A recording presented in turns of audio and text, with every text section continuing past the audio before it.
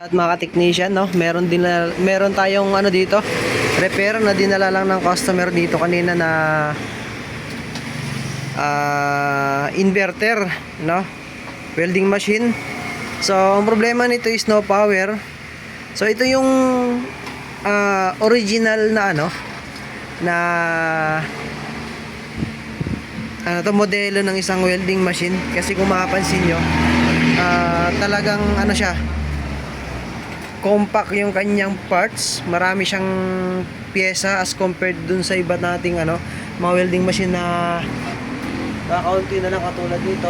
Pero itong isa na ito is okay pa to, mas maganda rin siya, kaso ayun nga, nasunog yung niya, yung kanyang PCB board, kaya no choice, please.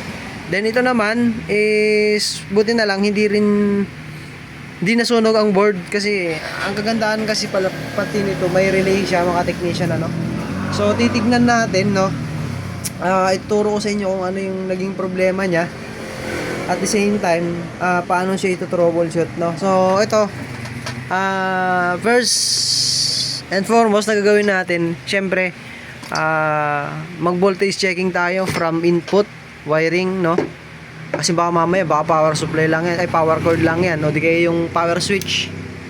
Ayan, so possible lang hindi naman dyan kung walang power. Pero ito sa kanya kasi no power, pero good yung power supply, ay power cord. Tapos may pumapasok na AC after tawag nito switch, So ayun mga technician, first thing first na gagawin natin, first thing first, ang gulo. Pangalawa is check natin yung supply nito, itong tinatawag natin na 10%. Okay, so meron dito, kung mapapansin nyo, merong transformer dyan. Ito yung kanyang power supply. So ang supply nyan is isang 25 volts or 24 pataas, tapos isang 15 volts, para dito. Yung 24 volts pala is para sa sa exhaust fan. Then yung 15 volts para dito. So yung 24 meron din siyang kinalaman dito, kaya hindi lang din siya para sa fan, pero ang mainly sinusupply ng 24 na is itong fan, Then ayan, so kung mapapansin nyo pati, hindi pa siya digital, kaya sabi ko ito yung magandang klase pa, huli-huling version ito ng analog, kumbaga wala pa tayong nakikitang display, so ganito pa din siya dati yung design. So maganda to, kasi ito tunay na 350 watts to, kaysa yung ibang na maliliit tapos 500 watts na alagay, so fake yan, ito ayan, check mo yung kung na-check mo na tong power supply na to is wala namang shorted, wala namang blatted, wala namang umiinit dito sa part na to, sunod ko dito, So ito yung chinek ko kanina mga technician, nasa ilalim to actually, nilabas ko lang kanina kasi hindi ko pa siya basta may balik kanina, kasi mahirap ilagay dahil yung print nito is kabilaan. So ngayon, ni-check mo to, pag ito umiinit, ibig sabihin may shorted dyan. Nakuha po, pag ito umiinit yung thermistor na to, ibig sabihin may shorted, so yan, kung mapapansin nyo, may mga kalas-kalas dito na transistor yan, 4 yan. So ayan yung naging sira mga technician. Eto, so ang value niya is, kita ba natin, ayan, oops, 60T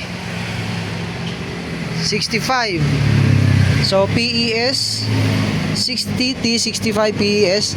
So ito yung IGBT, So ito yung para sa inverter, ito yung shorted. Tatlo yung, actually 4 ito, pero ang damage is 3 lang, pero nag-decide tayo na papalitan na lahat. So ito sureball na ito lang ang problema nito, mga technician. And kahit di pa natin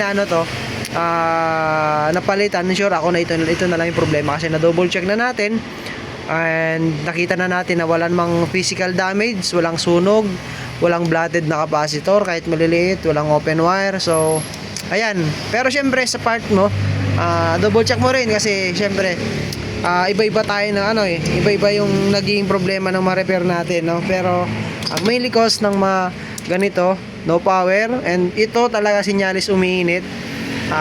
Isang dahilan yan, may shortage yan, and ito yung pinaka madalas o pinaka malimit na problema nito, pinaka madalas na nasusunog. Buti nga ito, wala siyang physical damage, kumbaga sa loob siya nag-short. So ayun ang mga technician, no, tips. Yan, sana nakatulong sa inyo, sana natutulungan kita sa ano mo, troubleshoot mo yun sa inverter mo, and yun, sana may natutunan ka. And yun, don't forget to subscribe and like yung video na to para yun, mapanood din pa ng iba nating mga technician and matuto sa pagre-repair ng inverter na welding machine. Ayun, salamat sa inyong panonood and God bless.